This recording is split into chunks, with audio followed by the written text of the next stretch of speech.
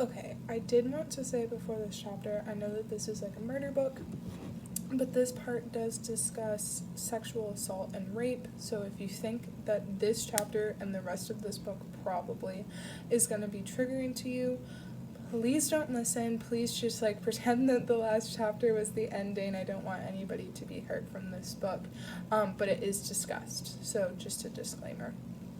Okay, chapter 47 of A Good Girl's Guide to Murder.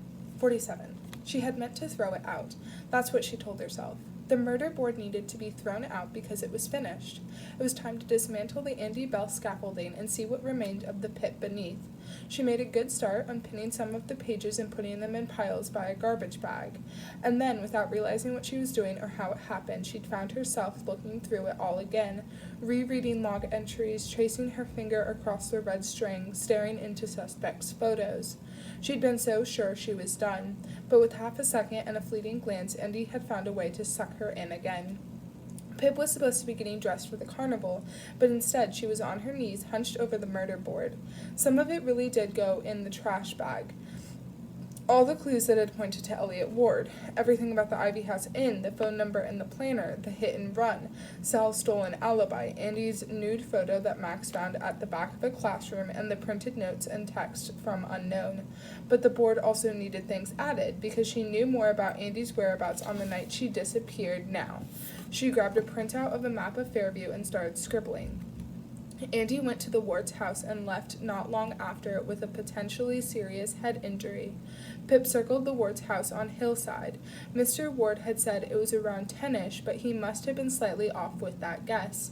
His and Becca Bell's estimates of time didn't match, yet Becca's was backed up by security footage.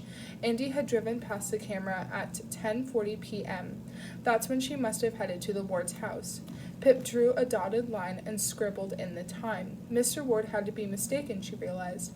Otherwise, it meant that Andy had returned home with an injured head before leaving again. And if that had been the case, Becca would have told the police those details. So Becca Bell was no longer the last person to see Andy alive. Elliot Ward was. But then Pip chewed the end of the pen, thinking. Mr. Ward said that Andy hadn't driven to his house. He thought she'd walked. And looking at the map, Pip saw why that made sense. The Bells and the Ward's houses were very close. On foot, you just had to cut through the church and over the pedestrian bridge. It was probably a quicker walk than a drive. Pip scratched her head. But that didn't fit. Andy's car was picked up by that surveillance camera, so she must have driven. Maybe she'd parked somewhere near Mr. Ward's, but not near enough for him to notice. So how did Andy go from that point into non-existence? From Hillside to her blood in the trunk of her car, ditch near Howie's house. Pip tapped her pen against the map, eyes flitting from Howie to Max to Nat to Daniel to Jason. There had been 2 different killers in Fairview, one who thought he'd killed Andy and then murdered Sal to cover it up, and another who actually killed Andy Bell.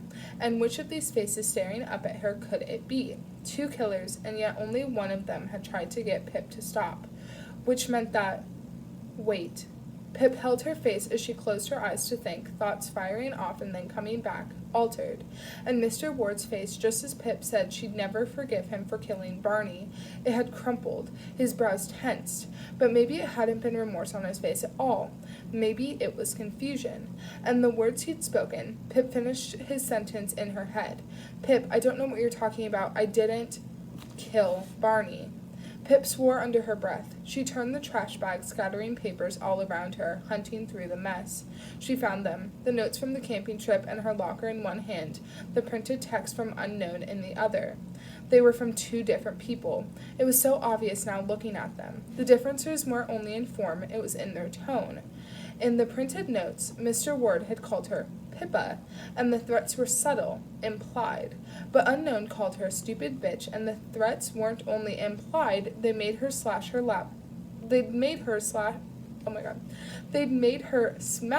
laptop, and then they'd killed her dog. She let out a 2 full breath. 2 different people. Elliot Ward wasn't Unknown, and he hadn't killed Barney. No, that had been Andy's real killer. Pip, come on, they'll be lighting the fireworks soon, her dad called upstairs. She bounded over to her door and opened it a crack. You guys go on ahead. I'll meet you there. What? No, get down here, Pips. I want to try to call Kara a few more times, Dad. I really need to talk to her. It won't be long. Please, I'll find you there. Okay, Pickle, he called. I'll leave in 20 minutes, I promise, she said. Okay, call me if you can't find us. The front door crashed shut and Pip sat back beside the murder board, the messages from unknown shaking in her hands.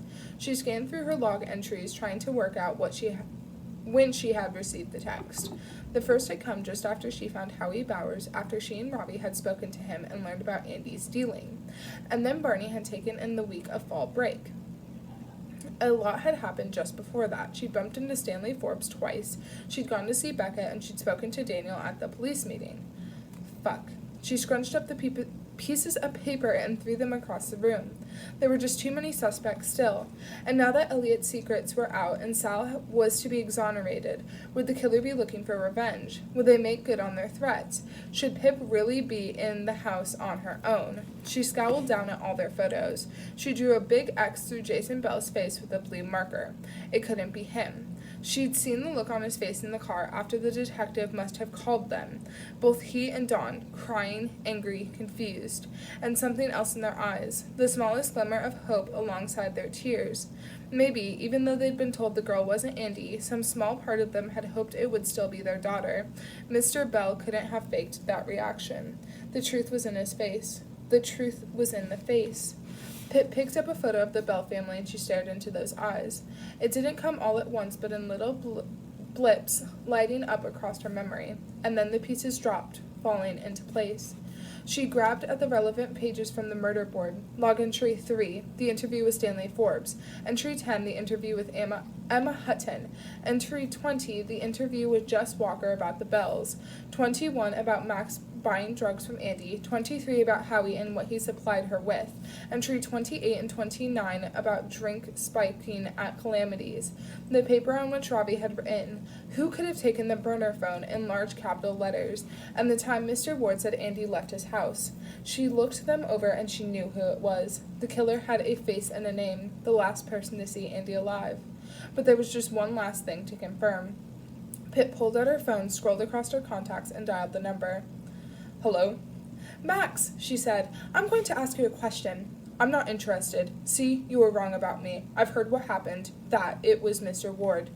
"Good," Pip said. "Then you know that right now I have a lot of credibility with the police. I told Mr. Ward to cover up the hit and run, but if you don't answer my question, I'll call the police and tell them everything." "You wouldn't." "I would. Naomi's life is already destroyed. Don't think that will stop me anymore." She bluffed. "What do you want?" he spat. Pip paused. She put the phone on speaker and opened her recording app. She pressed record and sniffed loudly to hide the beep. "Max, at a Calamity party in March 2014, she said. "Did you drug and rape Becca Bell?" "What? No, I fucking didn't." "Max," Pip roared down the phone, "do not lie to me or I swear to God I will ruin you. Did you put Refinol in Becca's drink and have sex with her?" He coughed. "Yes, but it wasn't rape. She didn't say no." "Because you drugged her, you vile rapist gargoyle," Pip shouted. "You have no idea what you've done." She hung up, stopped the recording, and pressed the lock button. Her sharp eyes stared back at her from the darkened screen. The last person to see Andy alive, it had been Becca. It had always been Becca. Pip's reflection blinked back at her, and the decision was made.